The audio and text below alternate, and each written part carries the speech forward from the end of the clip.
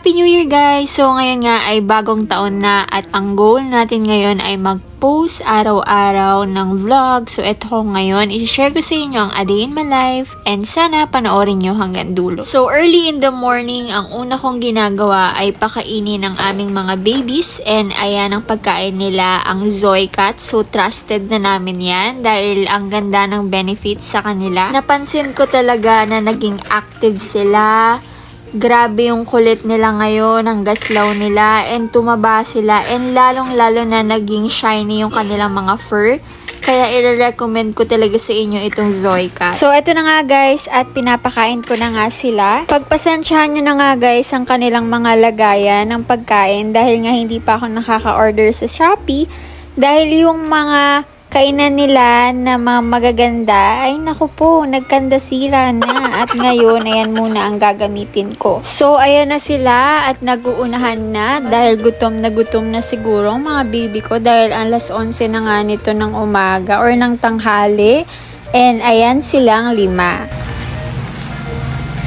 Kain na kayo dyan ha. Kain. Asa na yung isa? Oh, palit kayo kasi ito yung pagkain mo. Mas madami. Luna, Yumi, Chloe, Yubin, and Jerome.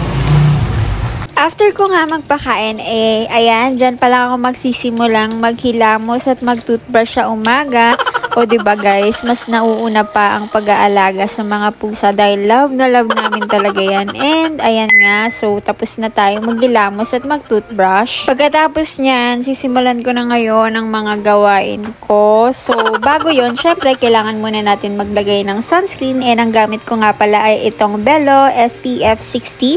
So ayan ang gamit ko. So ayan, for the mirror muna tayo ngayon. So samahan nyo muna ako guys mag-get ready with me bago simulan ng mga bakbakan ngayong araw dahil marami-rami tayong gawain pagkatapos ng New Year. So natambakan na tayo ng bonggang-bongga.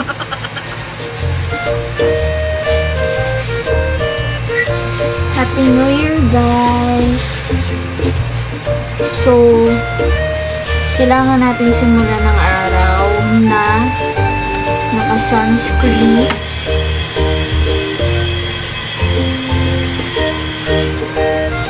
Yung gamit ko.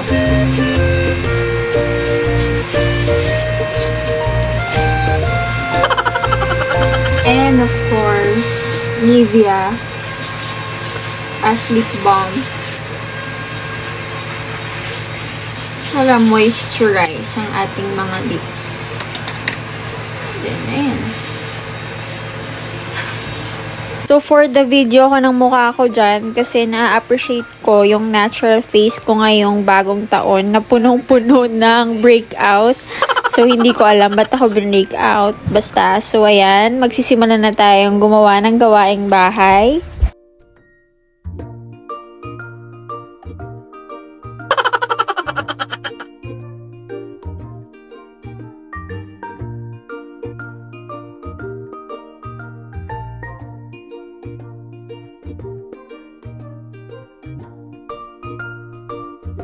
After ko nga maglikpit ng pinggan, ay dinefrost ko muna tong pang lunch namin and dinner mamaya. Kasi nga, nakalagay yan sa freezer, so i-defrost muna natin. So, hindi ko na siya kayang iwanan at intayin. So, i-defrost natin ng 10 minutes and balikan natin right after. Syempre guys, dahil nagde-defrost tayo, kailangan natin gumawa ng isa pang gawain, which is ang magsaing. Dahil nga, multitasker tayong mga babae, diba? Lahat ng gawain, kaya natin ng dalawa. I mean, kung ano mang gawain yan, hindi lang pwedeng isa kasi nga, superwoman tayo, diba?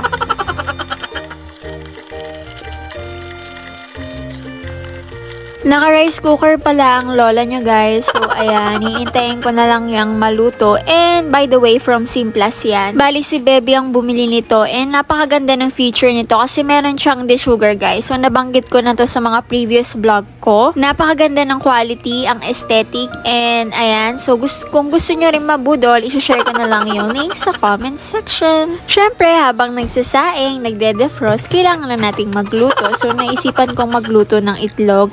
and initin yung mga tira-tira sa ref dahil ang dami nating tira sa New Year. So, kailangang maubos lahat yan. O, diba? Suspect, nagluto ng napakarami, hindi naman mauubos sa New Year. O, diba? Ayan, ang dami tuloy na tira. So, ngayon, nagluto lang ako ng 2 itlog and bala ko mag-cordon bleu mamaya dahil yun ang cravings ni Baby. Alam nyo ba guys, naghihingalo na rin yung kawali ko. So, bala kong bumili ng bagong set ng mga cookwares and ano kayang magandang brand and ano kaya? Nagsisearch na kasi ako sa Google pero ano bang gamit nyong kawali? Yung non-stick ba?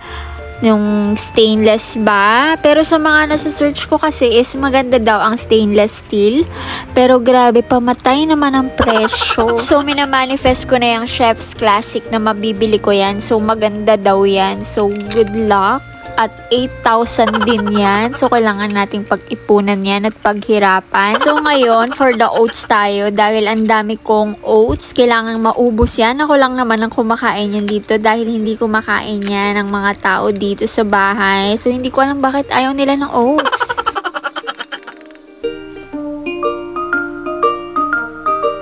So, after naman nun, ay nilinis namin ang kanilang microwave oven. So, ang ginamit namin dyan ay syempre yung baking soda. So, gamitin nyo lang yon, mawawala yung mga kalawang sa loob. Tara! Ayaw, lumabas. Gusto niya na sa loob. Ay na, namumula na yung ano.